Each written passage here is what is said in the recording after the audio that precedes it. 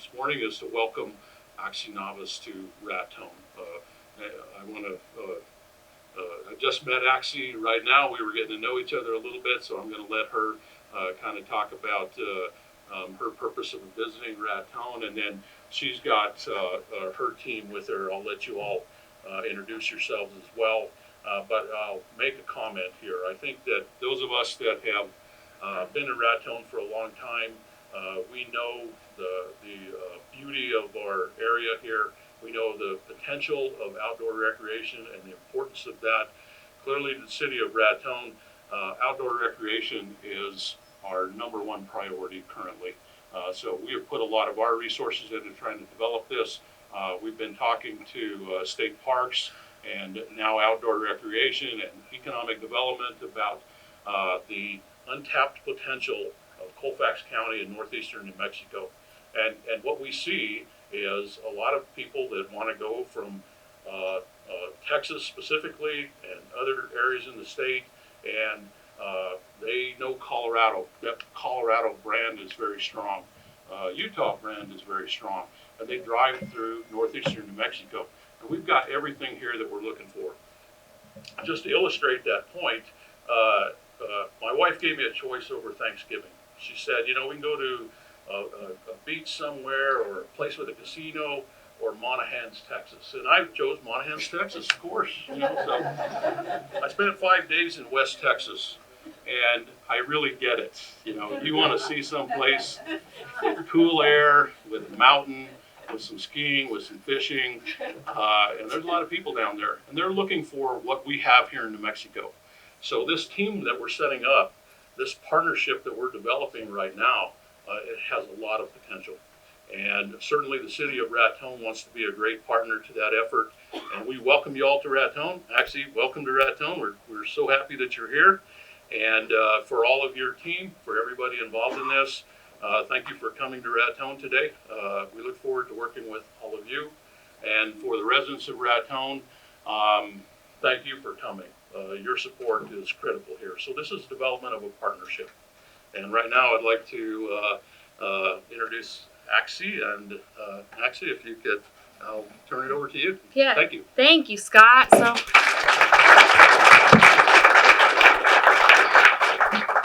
So my name's Axie Navas. I am the new State Director of Outdoor Recreation of the Outdoor Recreation Division. I was division signed into law this April by our governor, and I'm brand new to it. I started about 2 months ago.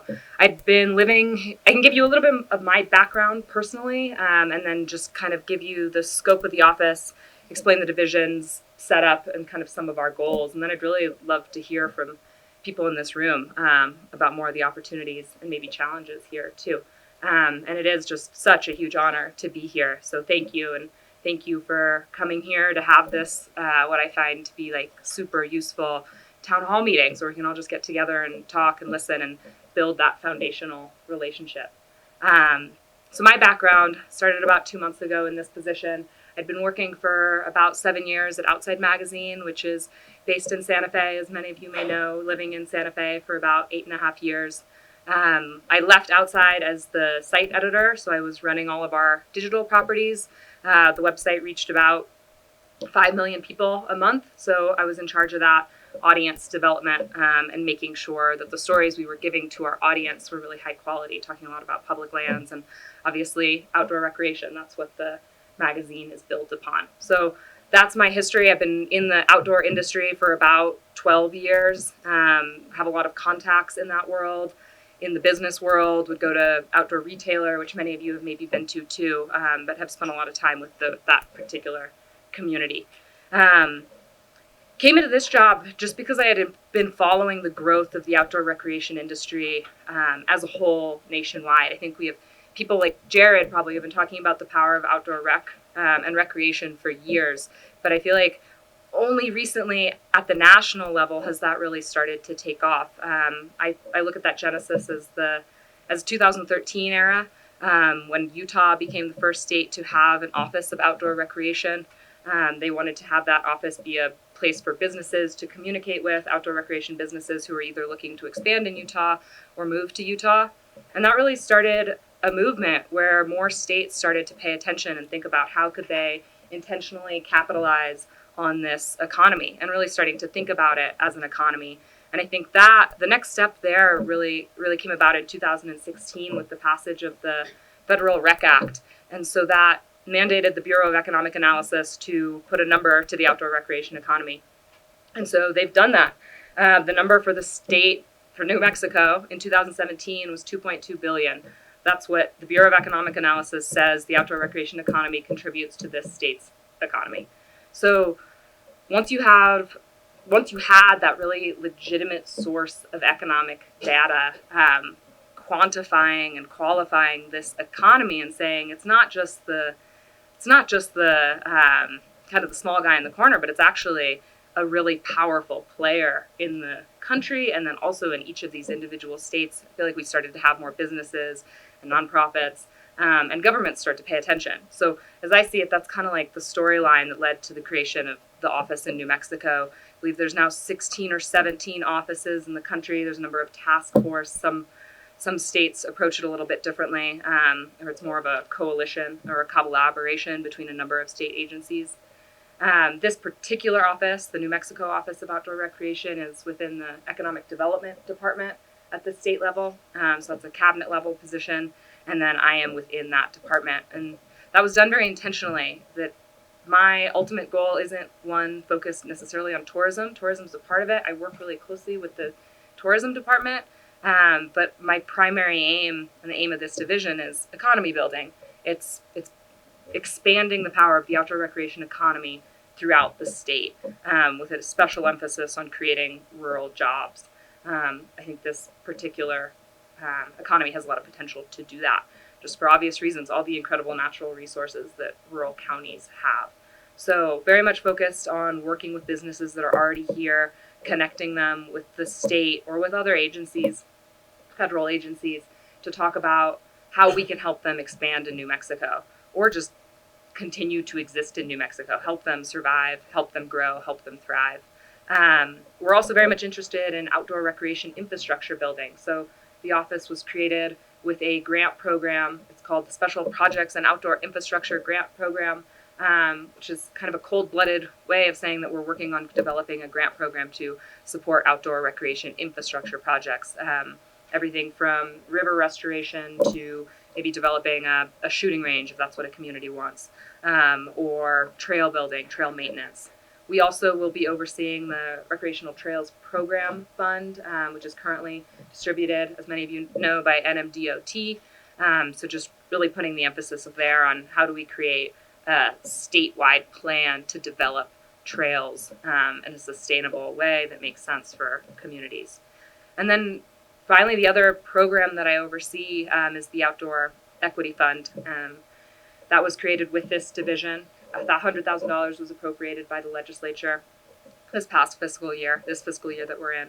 And that's money intended to support education programming in the outdoors, get our kids outside. It's for kids 18 and under.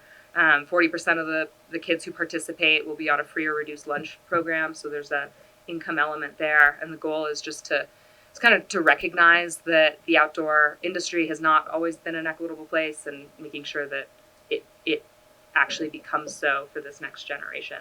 I have more details on all of that. We'll be launching a website hopefully this week, maybe even today. So I'm happy to share that URL, and that has kind of a breakdown of some of these like big picture projects under my office. But that's kind of the 30,000 foot overview of where we're at now and how we got here.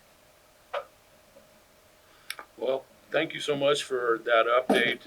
I would just add that I did want to acknowledge some of our key partners that are in attendance today, and I'll start with New Mexico State Parks. We've worked with New Mexico State Parks really intensively over the past year, myself and Commissioner Chatterley is here, Commissioner Chavez. We've had a number of meetings about what we could do to support our goal of expansion of outdoor recreation opportunities in New Mexico, and that's really a solid partnership that is ongoing. Also, we have representatives of Vermejo Park here. I think that Axie had a chance to see Vermejo park, and that's really a special place. We have Whittington Center present here as well, and I want to acknowledge everything that Whittington Center does for the area, and that's a fantastic partner that we have in this area. But also, this is a multi-state effort. We are on the Colorado border. We have some representatives from Colorado. I have not had a chance to talk to you all, and I don't know if you could maybe introduce yourselves and give us the Colorado perspective. But I think that part of this effort is really strong teamwork with our Colorado partners who have a strong brand. I think we look at Colorado and we say we got to catch up a little bit, but we're partners in what's going on here on both sides of the border. So I don't know if y'all could maybe give us a little perspective. Yeah, there's three of us here today. Myself, my name is Matt Moorhead, Jackson Muller. We're both with the Nature Conservancy, and Crystal Dryling, who is with Colorado State Parks. And unfortunately, our colleagues at the Trust for Public Land, who are also one of our key partners, wasn't able to join us today. But we're essentially, over the last 2 years, we have been the city of Trinidad's essentially implementation arm. Trinidad had a vision very similar to what you're describing with Raton in the context of building a non-boom-bust economic foundation around what someone calls the lifestyle economy around Colorado, which is create a draw to bring people to visit, to support a business infrastructure, to support that effort as well, and also potentially over time have a draw for people to move to Trinidad, for small businesses to move to Trinidad as well, based on the fact that there's amenities and assets there that go to the quality of life that people are looking for. So again, Trinidad had that vision, and about 2 years ago picked up the phone and called the Nature Conservancy, the Trust for Public Lands, and Colorado State Parks, and said, "Can you help us?" And because probably most folks in the room know what that turned into. Really, the energy behind that small rural community of Trinidad, taking the initiative, picking up that phone, and assembling that partnership. In that space of 2 years, we've acquired about 20,000 acres that is now slated to become Colorado's next state park, which is slated to be managed by Crystal.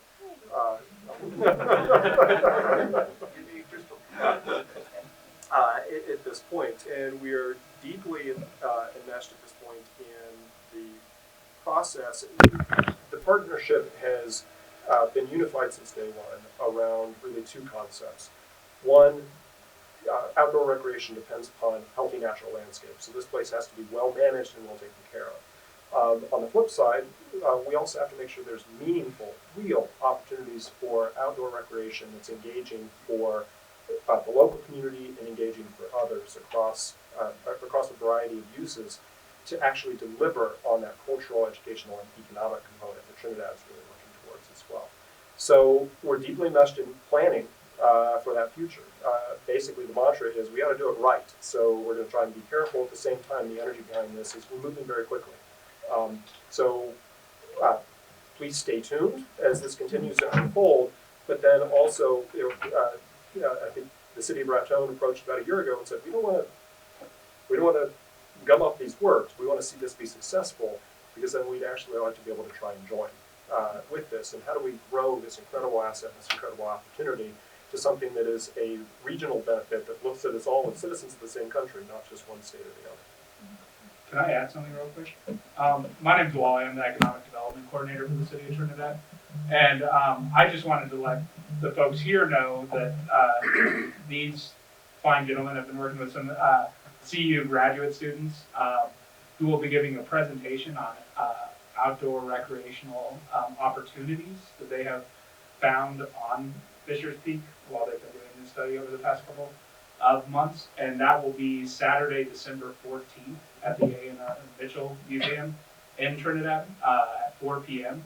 So if any of you are interested in coming and learning about some of the opportunities that are available for outdoor recreation that they have discovered, please join us for that meeting at the A&R Mitchell Museum. So there's a Facebook event for it, so please look for that if you want any more information. I think this is a great example. When you put the right partnership together with the right vision and the right energy, this is another example of just where basically people have been pounding on the door, opportunities to engage with academic institutions, business partners, nonprofit partners, agency partners, saying, this is a vision that makes sense for everybody. How do we help? So it has certainly just been a huge part of what's made this go in Trinidad and Crazy French Ranch over the last 2 years. That's just another example. To also add, sorry, Jackson with the Nature Conservancy, education has been a really big partner for us, from Trinidad State Junior College and CU and Boulder and CSU and some of the other community colleges in the area. It's been a really great partnership with some of this work, and you touched on it with the master's students that are going to be presenting. It's just been a wonderful partnership. It's part of economic development, I think, is you're training the next generation of conservation business and conservation groups. I think it's great. Crystal, anything? She's used to just kind of waiting until I stop. No, I'll just say that for CPW, for Colorado Parks and Wildlife, it's a great opportunity because we certainly wouldn't have had the resources to come in and start this project at the ground level with once Crazy French was on the market, and we wouldn't have been able, I don't think, to do what the Nature Conservancy and Trust for Public Lands were able to do on the front end. And our partnership has included also GOCO, Great Outdoors Colorado, and the City of Trinidad, and then TPL and TNC and ours. And it really has just seemed like this partnership that makes so much sense in what we're doing, this sort of grand project that really puts outdoor recreation and conservation at the same level, where one hopefully will not be sacrificed for the other. So it's been a really great ride so far. We're just getting warmed up. Well, on a background question, real quick, how does the partnership work with the city of Raton or the regional planning? Like, is there a structure to that regional look yet, or like I think that? I think that's still forming. Honestly, is we go through the planning process for the property itself. Everybody is recognizing that you can't just plan for this property because it will have impacts on and be impacted by everything around it. And so, for example, Colorado Parks and Wildlife already has to coordinate with New Mexico State Parks and the City of Raton because of some of the municipal watershed issues that are lands in Colorado that are managed by CPW that are actually Raton property. So I think some of that continued discussion around property management. Crazy French Ranch, whatever it will end up being called, it's a state park, will have some adjacency, some touches at the corners with Sugar Eat State Park. So there will likely need to be continuing conversation about, hey, what are both the, I would assume, what are some of the official management needs and requirements, but then what are some of the new opportunities about these linkages there? Trust for Public Land and the Nature Conservancy, we're both national organizations, and so while we are working in Colorado, we also both have the ability to work directly in New Mexico with the city, with the county, with individual landowners, with New Mexico State Parks, on things that make sense that from the local perspective. In other words, essentially we would look to you all to throw some of the ideas on the table, but if they're ones that match up, we're in a position, much as we did in Colorado, to essentially bring some different skill sets, different tools and timing to the table. This is what we might be able to make possible. That's all undefined right now, but I think the energy around this project is we've got each other's numbers and we just need to continue the conversations. Gentlemen, you have some insight for us? Well, my name is Dale Kistner. I'm the acting superintendent at Capulan Volcano National Monument, so just down the road here. I'm sure are aware of our park, our national monument. Jeff here is Chief of Interpretation, Jeff Goings, at the park. And, we're here to listen to our new department and Axie here, who is starting this up, and see how we can contribute. I know Capulan Volcano, we've we get a lot of people from Texas, like you said, coming through to Colorado, and some Colorado going back to Texas. But you know, in fact, my personal story, I've been, I worked at Capulan Volcano 30 years ago, back 85 to 88, and now I was a seasonal ranger back then, and now I'm back in an acting detail as a superintendent. So it's kind of coming full circle, and I'm seeing, you know, I was kind of aware of how the economy and everything was back then, and I'm seeing it now, and you know, and I just, and with Capulan, we're getting a lot more visitation now. We're starting to charge a fee, and people are paying the fee. They want to go up to the top of the volcano. It's a unique and iconic kind of experience for people to go to the top of a cinder cone volcano and walk the crater rim and go down into the vent. You don't see that in too many places in other parts of the country or really anywhere.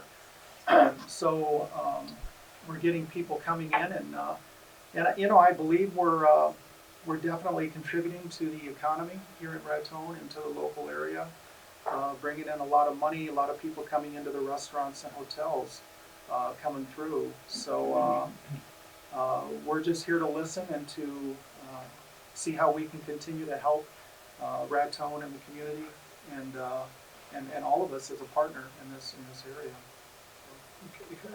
Is New Mexico Main Street program, is that in your world? Yeah, it's within the Economic Development Department. And so, yeah, how that structure works is that is another kind of like prong within this umbrella organization that the Outdoor Recreation Division is located in. Because the village of Folsom, which is just south of Capulan, is a recent recipient of that. Yep. And it was really fascinating to me because a part of that it's a regional effort that we see growing here in northeast New Mexico, which is really interesting. I think that's the kind of energy that can really start to harness itself together there, because scale matters. Scale is what gets attention.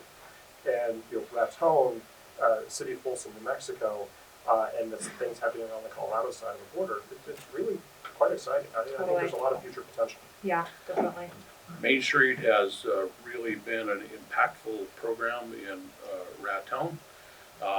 We do have the president of Main Street, does about 8 different jobs, but Jessica, I'll call on you a little in a minute, but we have worked with New Mexico State Parks over the past year really intensively.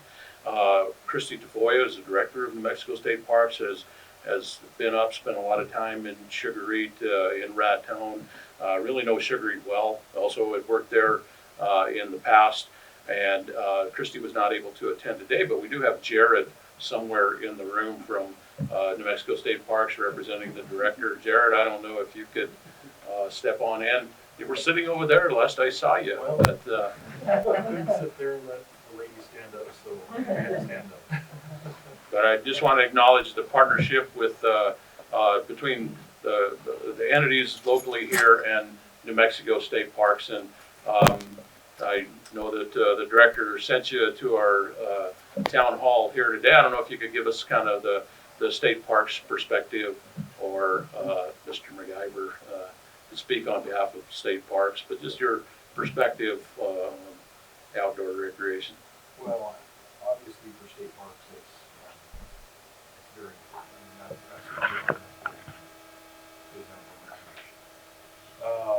our partnership with Raton has been exceptional. I don't know how many folks know it or not, but the city of Raton actually owns the property that we have the state park on. So it's more than just a partnership. You know, it's they own the property and ask us to operate the park, and we do so. We've been making several improvements. We're working on a management plan for the area. We actually have a meeting this afternoon to discuss some boating improvements, things like that. And have folks if they're working on a water system. Sugar Eat is probably one of the busiest parks that I have. During the summer months, they stay full. We see a tremendous demand for camping. We have people coming in Tuesday, Wednesday now, wanting camping sites in the park is full. So one of our goals is to expand some of those things. We're looking at adding in some cabin sites, looking at adding some tent sites. making the park more accessible and making more availability for folks to come in because the demand is there. We've also worked very well with the city in the past on putting out new events, new adventure races. The mom, the dad, the bike races, the multi-sport races, those have gone really well. And I think that's been a great partnership. We've seen a huge increase in kayaking, bicycling, mountain biking. So I think, there's always been recreation there, but I think it's just continuing to expand over the years, and there's multiple opportunities up there for future expansion. So we're looking forward to working with the city, working with the Department of Outdoor Recreation, and continuing their expansion. Thank you, Jared. I was talking about city commissioners. I was remiss in recognizing Commissioner Giacomo, but you're kind of behind the pole back there. And, this is not a city of Raton partnership. This is really a regional partnership. We have, the partnership with our, the trust and the Nature Conservancy. That's extremely important to Colorado. But we have other local agencies here too. And a while ago, I saw a county commissioner in the back of the room. Roy, are you still around? Commissioner Newton wants to come on in. Colfax County is again one of those important partners. And if we have some other local agencies here that I'd like to hear from you, it's just to demonstrate this is really a regional effort to develop outdoor recreation. Thank you. Roy had to leave. He was here for just a minute, but I'd like to welcome you to Colfax County.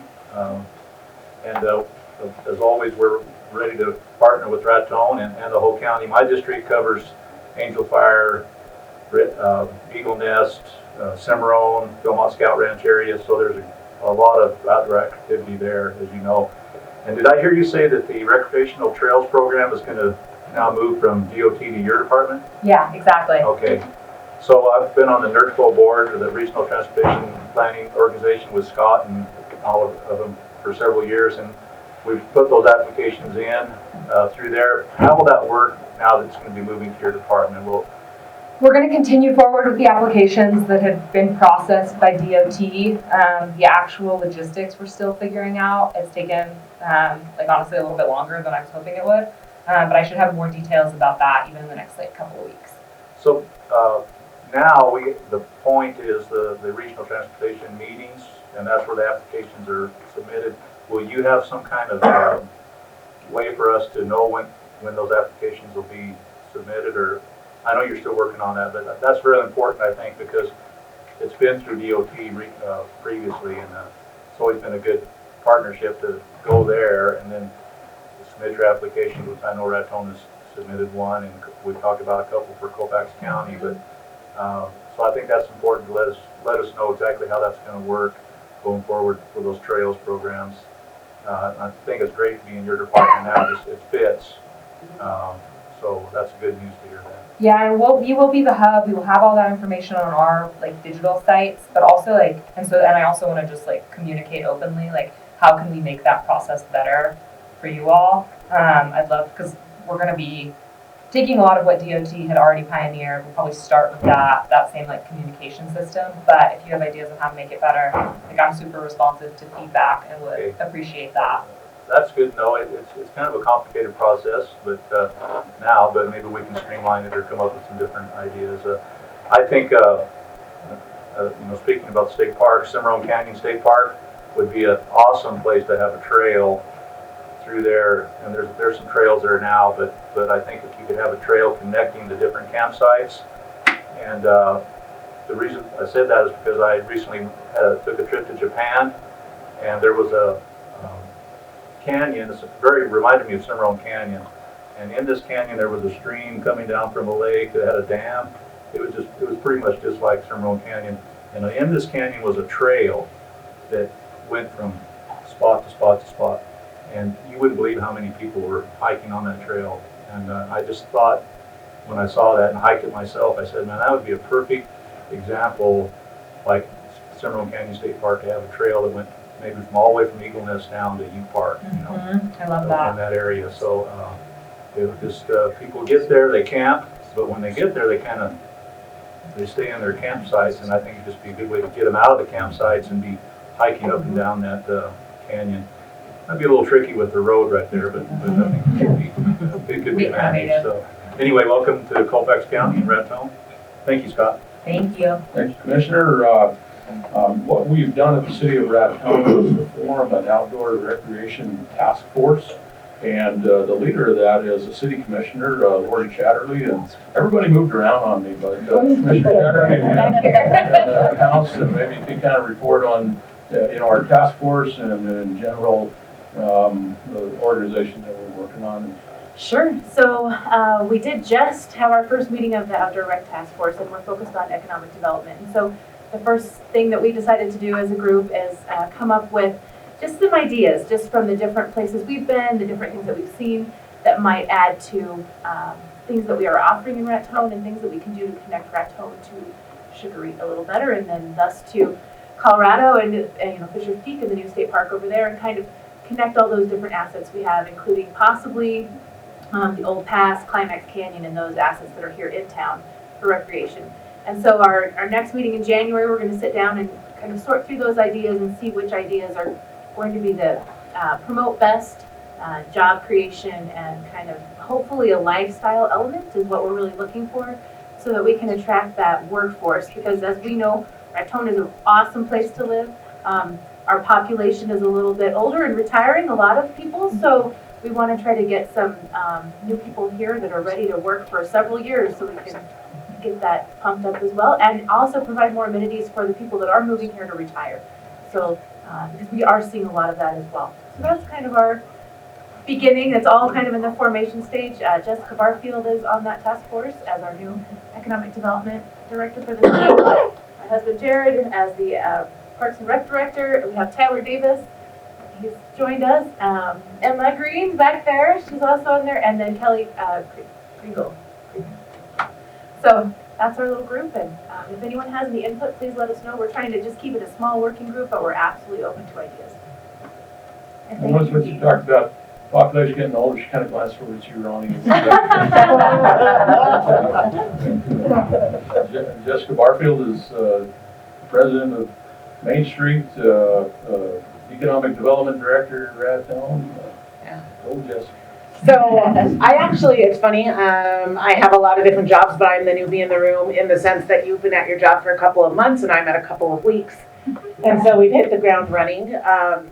But throughout the different roles that I've had, whether it be through Main Street, especially Main Street, we've really been working on quality of life and trying to figure out how to attract more people here.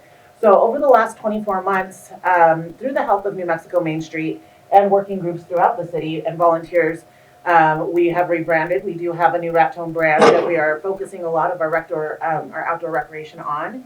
And that was through help from New Mexico Main Street to do that. And we're really focusing on quality of life and what is going to make the biggest impact the quickest. I know that we've talked a little bit of what's happening on the Colorado side, and there's a land management plan that you're putting together. But if they're creating, say, a trail that leads directly to the state line, what are we going to do in New Mexico to make sure we can get from that state line down to Raton? And so, we have this outdoor recreation task force that's going, we have economic development that's moving, and it all goes hand in hand. And so as we continue to work with these task forces, it's going to be kind of up to myself and the leadership of the city to make sure that the communication between us and entities in Colorado exists. So that's going to be something that I really spend a lot of time on as we move forward quickly, because Colorado's ready and we need to be. And so that's where all of these task forces are kind of coming in together. So I'm very happy you're here to see the resources that we have.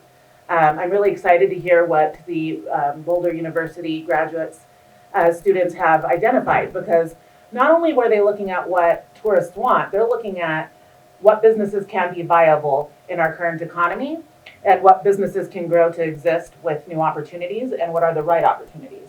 And that's what we want to look at, right? How can we really dip into those businesses and who can we either bring in or grow from our grassroots efforts. And so I'm really excited to see where we go and keep those lines of communication with all of the partners here, because I see that we've named a lot, but there are still quite a few here that have skin in the outdoor game. So I'm really excited to see everyone here and work together. Awesome. So some of our very specialized outdoor recreation partners are present as well. They're all just really. I think the people that come in, they say, "Wow, I didn't know that was there," and so I want to kind of recognize you all and start with Philmont. And there's just nothing like Philmont, and so when you see Philmont and you find out about it, that's what I hear from people that are new to the area. Wow, I did not know about that. But thank you for what you do. I want to recognize you all and get I'm to. Shelley O'Neill. I'm Director of Business Operations at Philmont Scout Ranch, and this is our marketing manager, Dominic Lima, and our store manager, Jake Cook. We've been involved in the outdoor industry for 23 years, Outdoor Industry Association, and so have we patiently awaited this office to be formed. Not very patient, but I'm very, very excited that this has happened. This last summer, we served over 24,000 backpackers at Philmont Scout Ranch, along with 3,000 families that came out to camp at our training center. And we work incredibly close with the city of Raton. The Amtrak station means a lot to all of us. And those travelers, we have about 9,000 to 10,000 of our participants that come through. Philmont, like you said, it's sometimes unknown, but it's here. But it's very, very magical. And Mayor Tim Keller started coming to Philmont Scout Ranch. Lori and Jared Chatterley are here as they met at Philmont Scout Ranch and have become integral in our community. And there's more and more people out there that would love to return to this northern New Mexico area based on their time spent at Philmont working. Barry and Vicki Harper, I think that's kind of what drew him into Cimarron too. And so we know we have a lot to offer, but we know what we could help in this outdoor economy. Boy Scouts of America is on a huge point of change. Philmont is going to be breaking ground at an RV park. We just built a whole family camping, I'm going to say the word that I hate saying, but I'm going to say it. We have just put in a whole glamping section. We call it, they're eco tents. It's a whole deluxe sort of thing to draw in more families that don't want to be sleeping on the ground and get them out into our backcountry. We see Philmont as this office became open. We have a lot of infrastructure. We have dining facilities. We have classrooms. How can we help serve that outdoor economy? We worked with Angel Fire. They were talking about some of their trail races, but they don't have enough place to accommodate people. Well, we've got that. We've got infrastructure. We've got EMTs. We've got a trail system. And so as the Boy Scouts of America evolves and Philmont Scout Ranch evolves, we think we have a lot to offer in that, but also bringing that outdoor economy rather than the pass-throughs through Cimarron and Raton, either to get to Taos or get to Utah, that we keep right cordoned off right here. So much for what all you do. It's been a tough couple of years with the fire occurring, and so been resilient, and that's what that takes. Sometimes we go through that.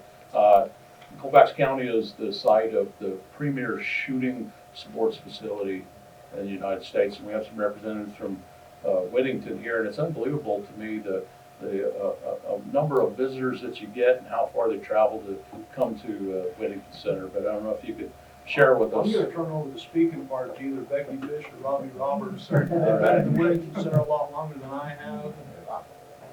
Thank you. I'm Robbie. I'm with the NRA Whittington Center. I've been out there for 20 years, and Raton is a big part of what we do out there. We do contribute significantly, we believe, to the economy of not only Raton but the local area, and that's in combination with Philmont and Romeo Park.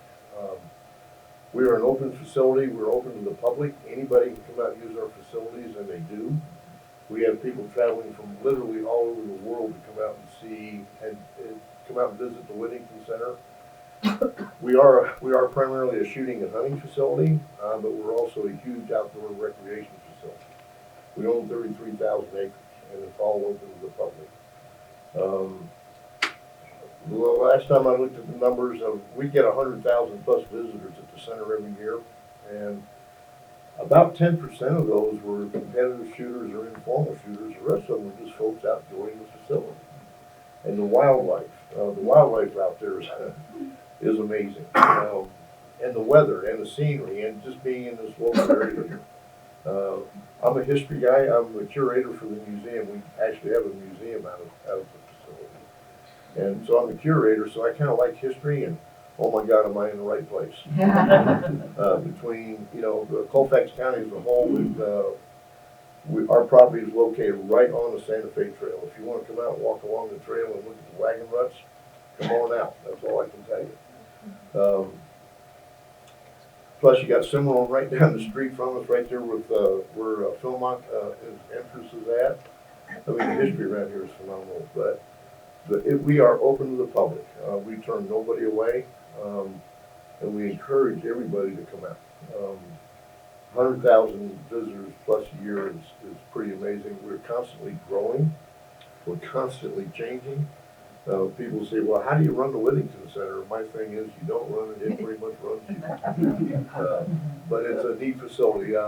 We have 35 full-time people out there working, and our whole thing is customer service.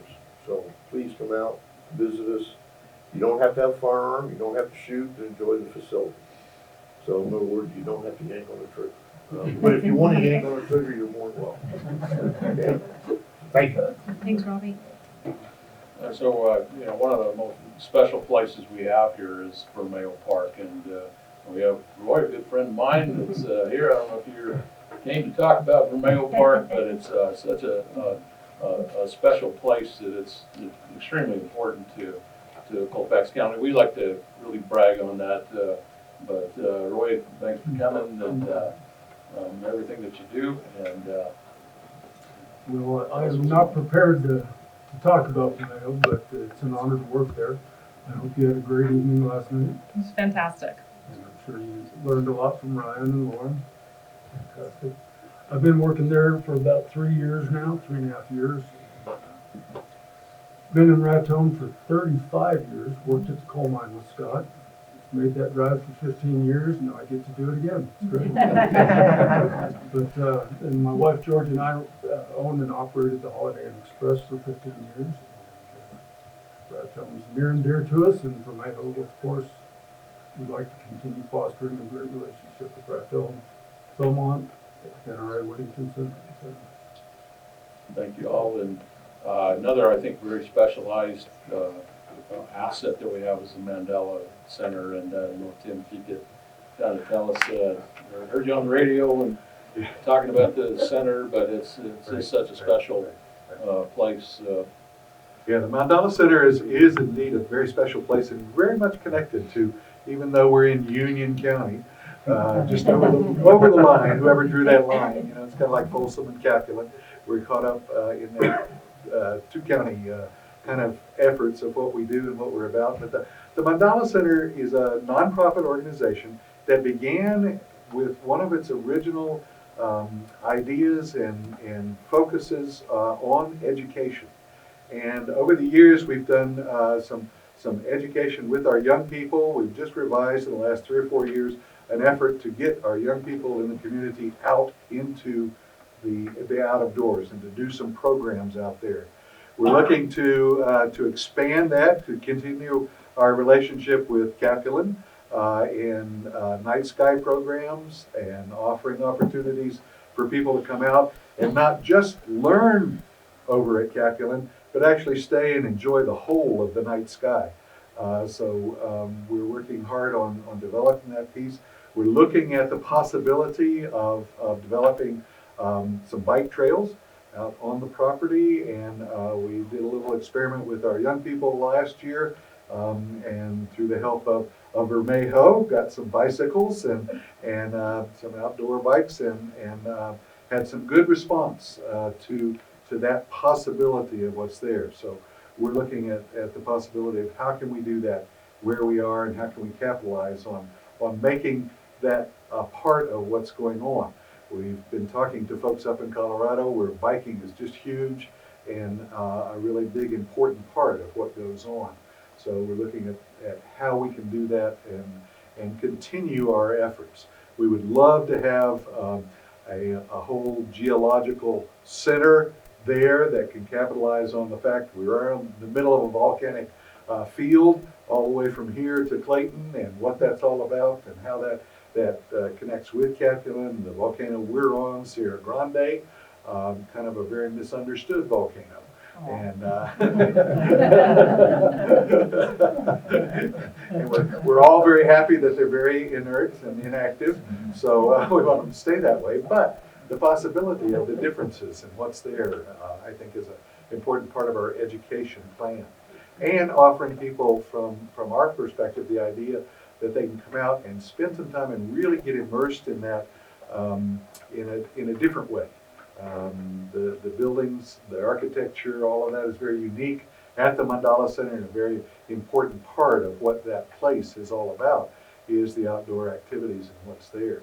So I'm anxious to understand, as a 501c3 small business opportunity, what you have that might enable us to move forward more, how we can cooperate with the other efforts that are going on in the area, and how we can be connected. Mm-hmm.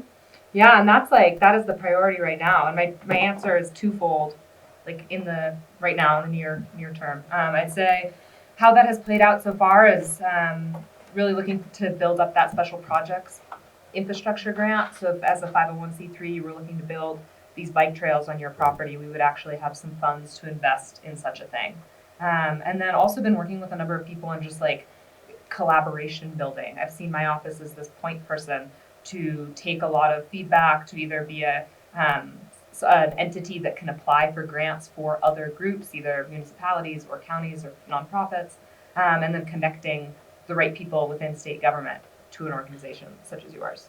So that's my kind of twofold answer right now, but that's part of my goal with these like very initial kind of like foundational meetings, is just to ask like, how else would you like to see the office evolve to help you?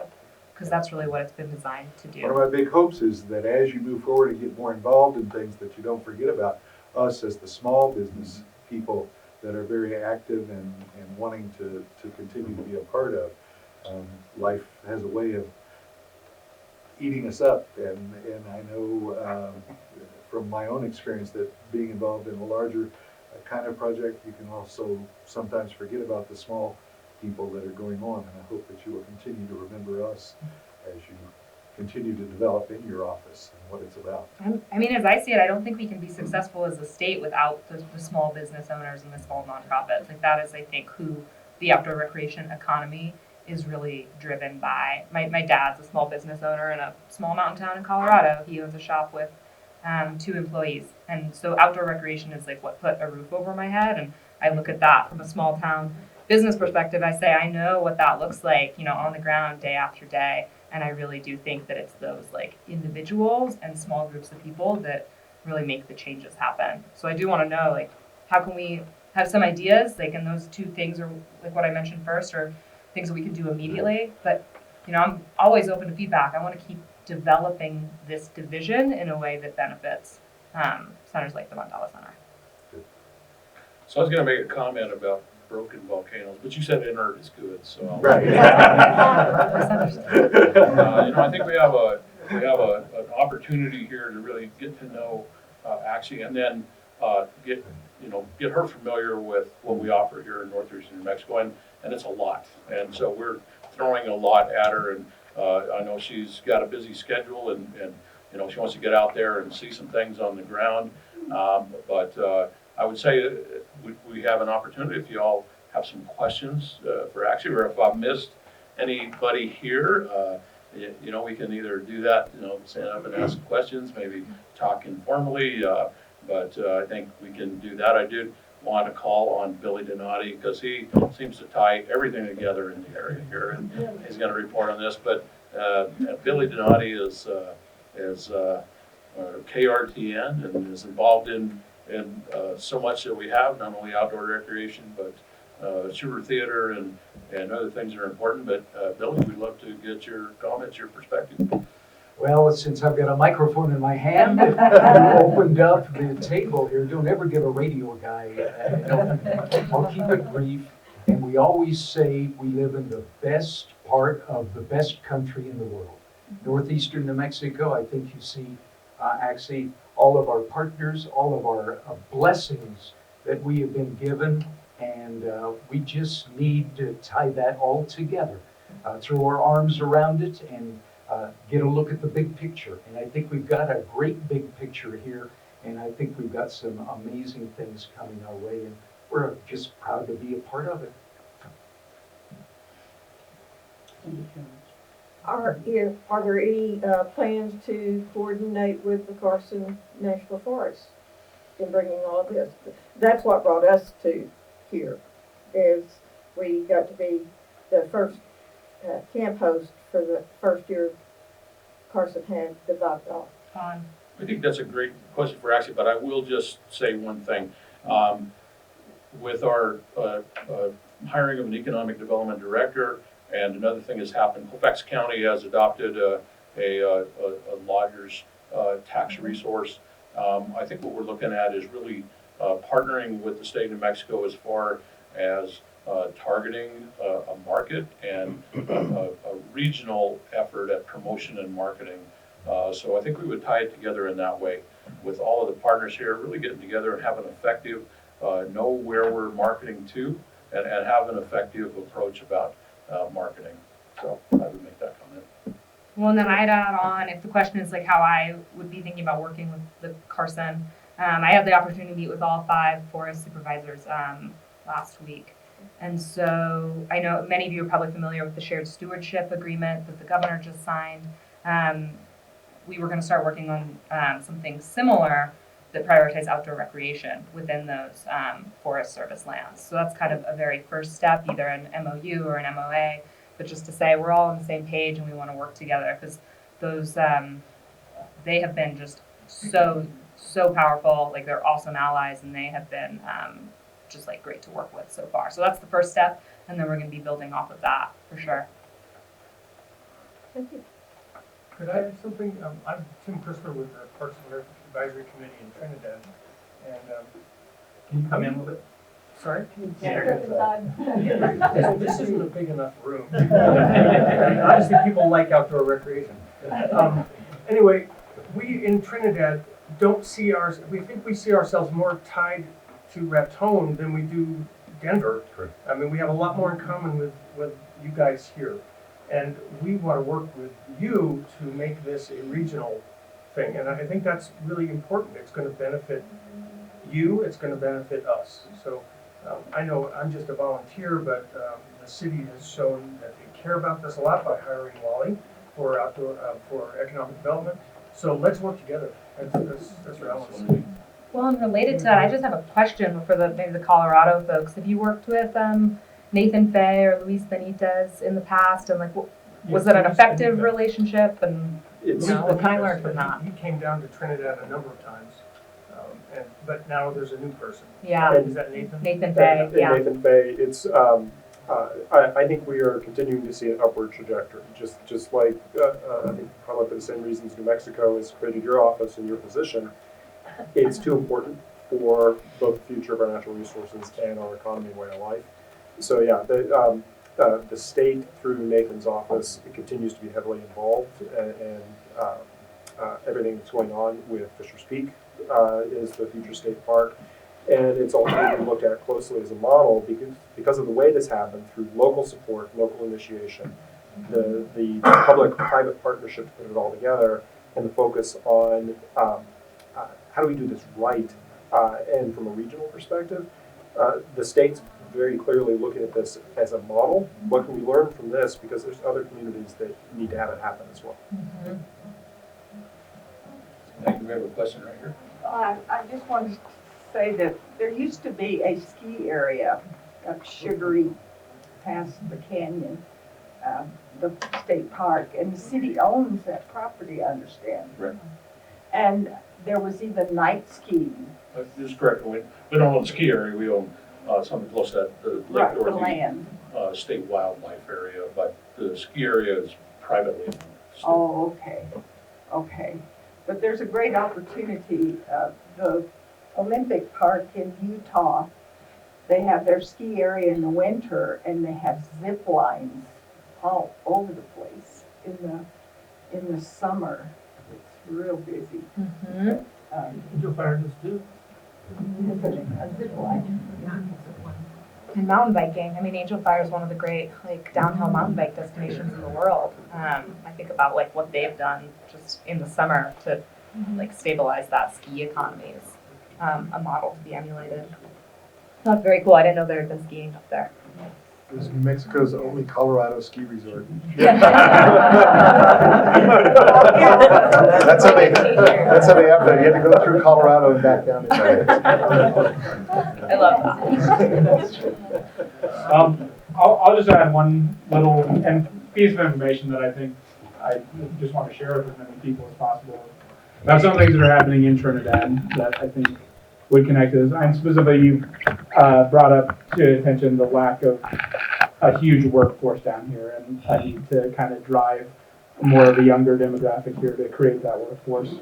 One program that we're creating at Trinidad State Junior College that I think ties into all of this is they're actually developing the first of its kind in the entire country trail building associate's degree.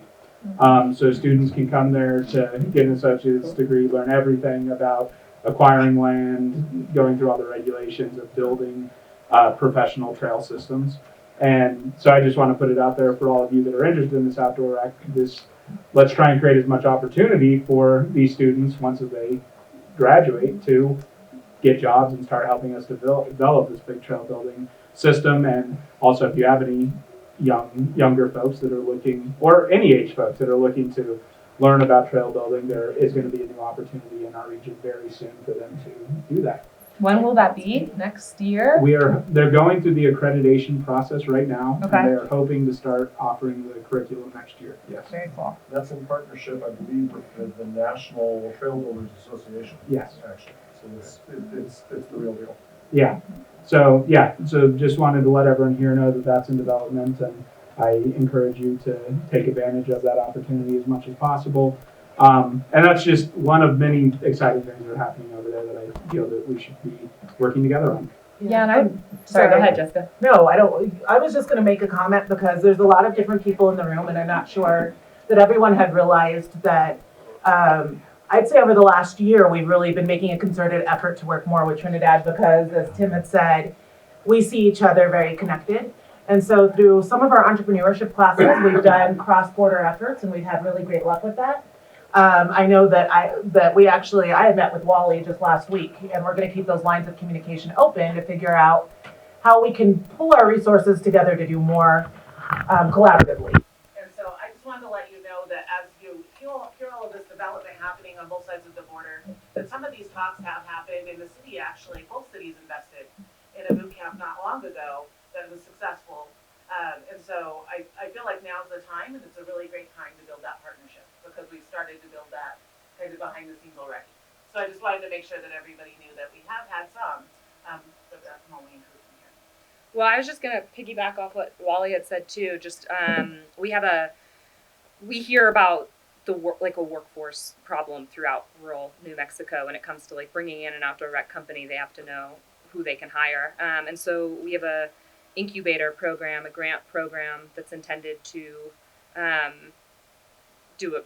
start to address that problem from the outdoor rec side. So there are grants of up to $50,000 to incubator programs that are focused on developing that entrepreneurial talent. So having entrepreneurs come in and either learn how to be hunting guides or product manufacturers, marketers for a big outdoor company. So to just really broaden the scope of what it looks like to be in the outdoor industry is the goal of that program. It's brand new. We just awarded those grants for this cycle, but we're looking to expand it next year. And so I'd have more information on that kind of early 2020.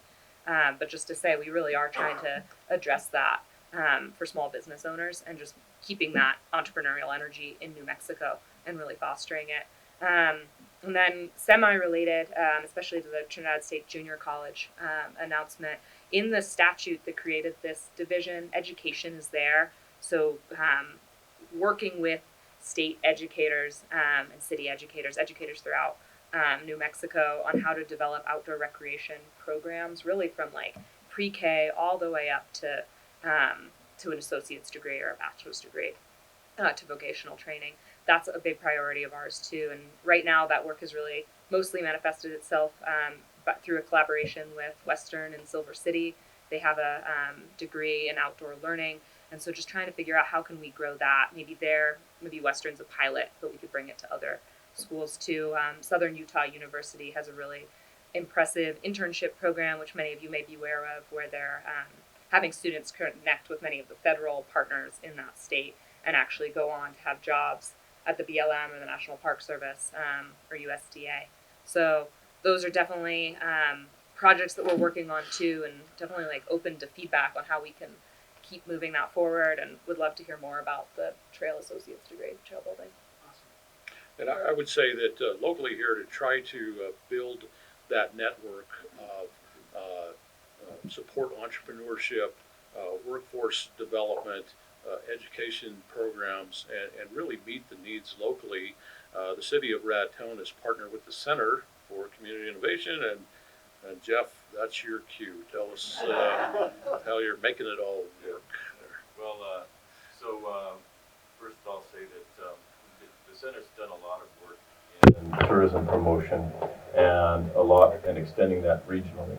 And so before 2 weeks ago, when Jessica moved to the city, she was with the center. So certainly miss Jessica's talent and free coffee. So the center right now is working with local partners, the Raton Chamber of Commerce and Grow Raton, to establish a more coordinated effort towards economic development, towards community development. And I think that's probably the strongest message you hear today is like, this is a community, a region that's all kind of rowing in the same direction. That this isn't people that's spread out and headed different directions. Everybody gets it and understands the importance. And so the center and our partners, we're definitely part of that and want to support it through our, whether it's marketing or business development. That's two areas of our main focus will be the business development, workforce development, and tourism marketing across our partnership. And we certainly look forward to partnering with, I work closely with Wally and work closely with Jessica to continue this. All right, thank you. Anybody have comments, questions, Ms. Hillary? Commissioner Chavez. Ms. Navas, I briefly talked to you out in the parking lot. You're a breath of fresh air for Raton. And the reason I say that is in the past, we haven't had a lot of recognition up here. So you came in now, as most of the government that we go to the state, they know that I always ended by saying, gentlemen, the state of New Mexico does not end in Santa Fe and Taos. You have the size of Delaware up there that they've been ignoring. So with you coming up here and opening this up, it's like a breath of fresh air. And we want you to continue to not lose the sight of Northeast New Mexico. Well, I appreciate that, Commissioner, because I feel there's a difference, right, between like consultation with a big C and consultation with a little c. And just coming up here isn't like checking a box. You know, I see like Raton and this part of New Mexico is like maybe the area with the most outdoor rec potential. Like, and so if that, you know, I am here to work for you all, whatever the task force and the rest of this community decides. If you're doubling down on trying to get a hunting manufacturer here, an ammo or a gun manufacturer, whatever that looks like, I would love to put some of my contacts to use to say, like, let's make that happen. If it's an event, like I have a lot of connections in that event world, I would love to like make that happen too. So I do appreciate that, Commissioner. I'm looking forward to working with everyone in this room. Thank you. Thank you. I have Okay. another question. Yes. Are sidewalks anywhere in your realm? I think in the city of Raton, if it was more walkable, it encourages the people that are. That's all on me. And, Sidewalks and like the road infrastructure really intimidates me, so that's staying with DOT. And they have, I'm sure also you're aware, like the TAP program it's a transportation alternatives program. They have a big pot of money to support sidewalk projects. And they're really still going to be the contact there, just because really like my team is honestly, it's like me and the deputy of this office right now who wasn't able to make it and sends his regrets. But we're small and scrappy and want to make sure that we don't get stuck, like that we aren't the bottleneck when someone's trying to do like a serious infrastructure project in the middle of their downtown. We did have Emma Green in the back there and talking about trails and walkability, and I think Emma is somebody who's passionate about those subjects, and it's really an untapped area of outdoor recreation. Is something that I think now is really gaining popularity, and I really enjoyed the comments and the opportunity to train people, maybe workforce development opportunities there. But Emma, I don't know if you could update us on everything trails in the area. You're taking the lead on that. Thank you, Scott. I appreciate that. So I'm the Colfax County coordinator for a Department of Health program called Healthy Kids, Healthy Communities. And we've been working with the city and the county both to try to figure out how we can connect Climax Canyon to Sugar Eat in a safe, active transportation way. And now that Fisher's Peak Ranch is such an amazing opportunity on the horizon, we're definitely looking at trying to connect the trails in Sugar Eat to Fisher's Peak. And I definitely have my kind of pie in the sky dream that maybe we could open Old Raton Pass Road, maybe 85.5, and create kind of a loop between Trinidad and Raton. Obviously, it's been stated many times that we have just untapped potential and beauty here. And I think there's a huge opportunity for adventure tourists to come and do some rides that maybe not everybody would want to do. I know I probably wouldn't, but there's definitely people out there that would be interested in making the trip. And, you know, speaking about events, I think we really could do a lot in the way of creating an event that lasts maybe 3 or 4 days. People stay the night, they stay in our hotels, they eat at our restaurants, they drink coffee at our coffee shop. So yeah, I think there's a lot of opportunity there. As it stands right now, one of the main things that we've been looking at is potentially trying to expand the Chikorika Creek Trail in Sugar Eat that would maybe then connect to Allen's Alley, that would create a back route to Climax Canyon and downtown Raton. And so we've been talking a little bit about that. Obviously, there's a lot of moving parts within that, but I see that as a really important connection because that could definitely lead downtown Raton to Fisher's Peak and then to Trinidad and create, you know, an active transportation route that way. So yeah, we were trying to do an infrastructure capital improvement plan project and TAP and all of that stuff for half a mile of paved shoulders on New Mexico 72, and we quickly realized that that's very expensive, but maybe it was going to be $672,000 for just that. But it was kind of a good eye opener to realize that maybe that's not the way we want to go anyway. You know, maybe a half mile of paved shoulders isn't really what we're going for. Maybe we really need to focus on working with what's existing in the area, even if it's just a single track trail. So, yeah. Very cool. Thanks, Emma. Yeah. Well, and just to piggyback with events, we do have a budget request in front of lawmakers. We'll go in front of lawmakers this session. So we're asking for more money to help support events too. That'd be less of a grant program and more just we would have a marketing budget that we would want to put towards community events. So I'd say like please keep me posted as those develop and would love to help with something like that. Great job. Yeah, I don't know if anybody's been to Manitou Springs, but they have the incline. That thing's awesome. You know, more and more people go there. I think I work for a landscaping company and they want a contract to redo that. This was 10 years ago, but that was $2 million at that time. And I know that that was just a portion of the incline to rebuild. I know that they recently got another contract to redo the rest of it, but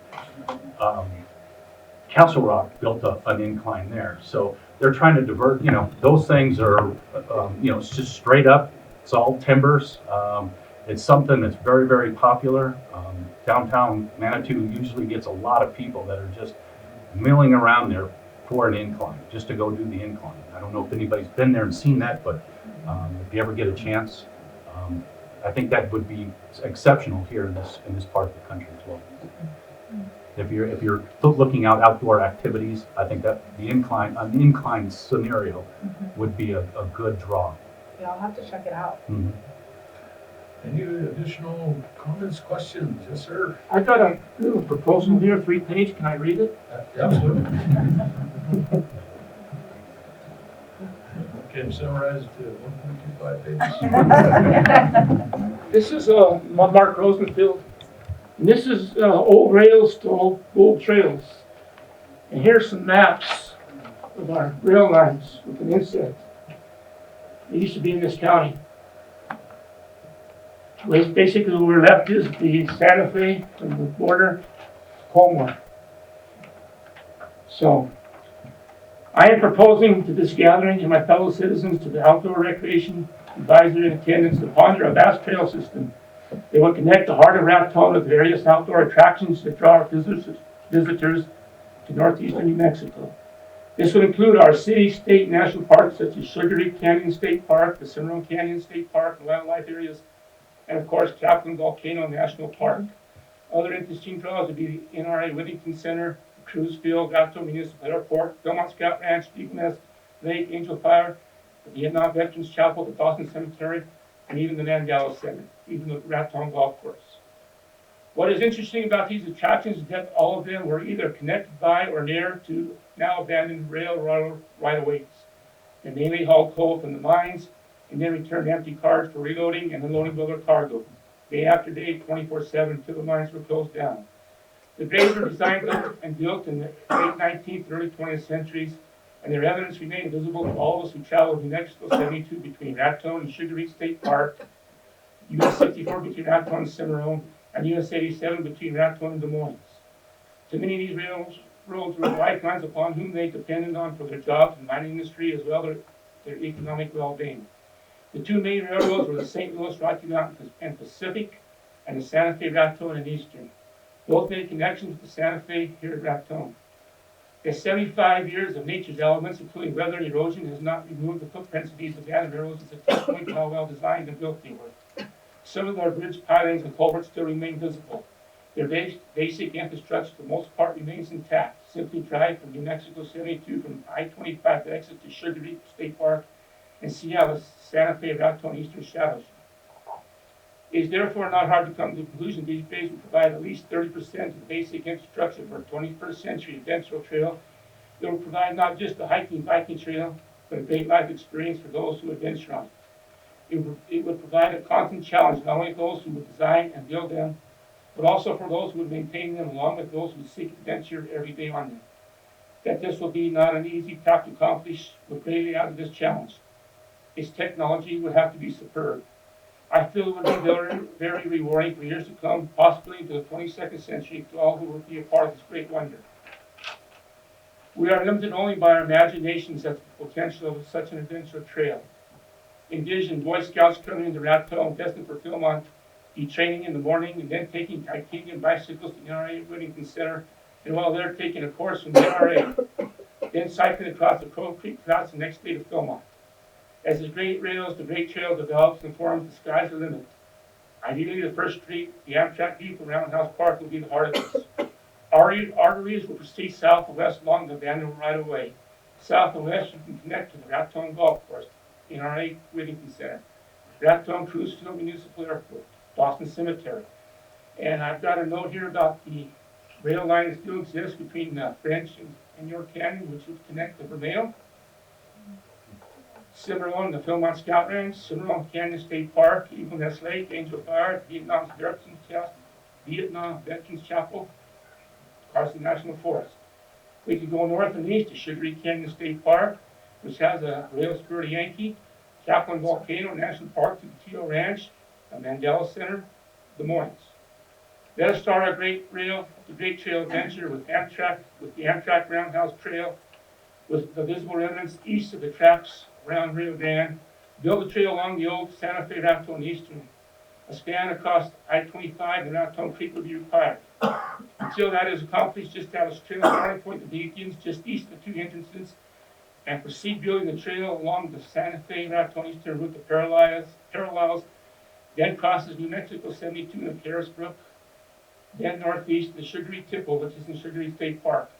There is an extension to Yankee. In the park, numerous adventures will await you. This trail will be great to the commerce of the region, not just Raton, from the initial planning, designing, and building to the operation and maintenance of it.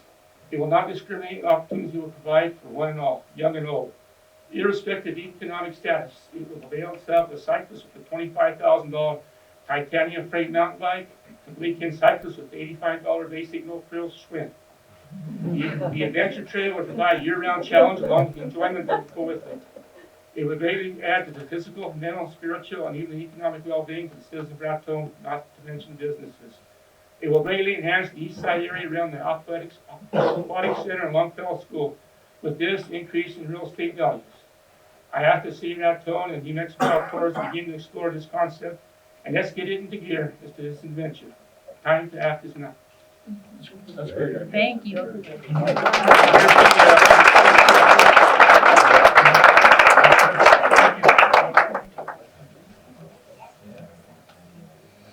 All right, hard to beat that. That's a pretty good idea with a lot of potential. Jared?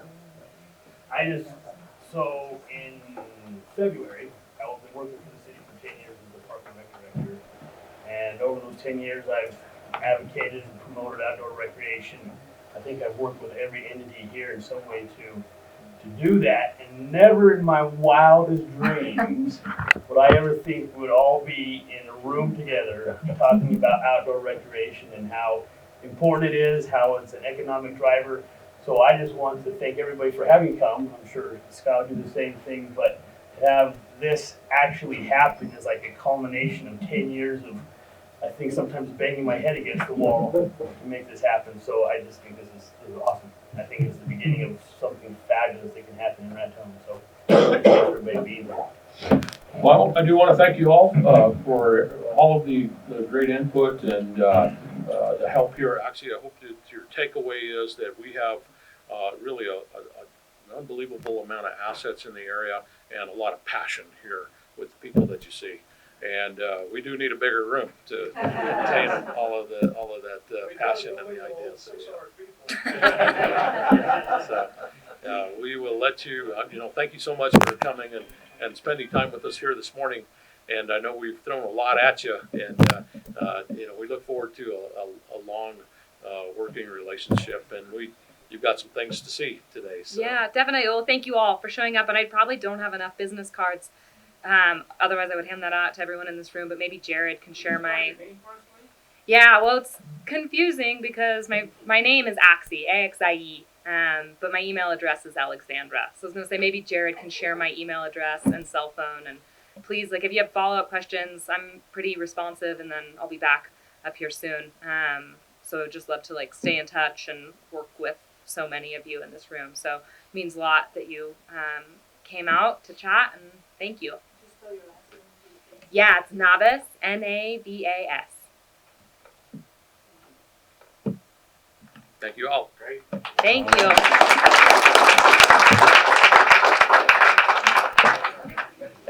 Nice to meet you.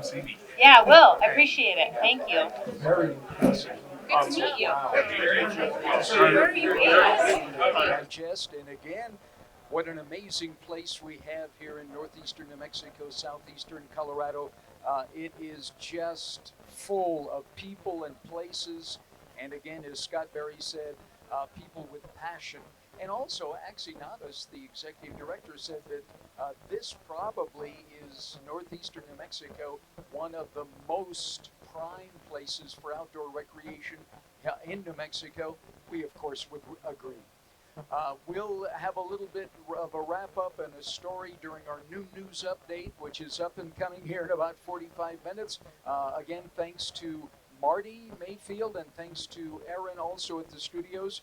We're going to take it back to our KRTN studios and stop our Facebook streaming for the moment. But again, we'll have more information during our new news update here on KRTN.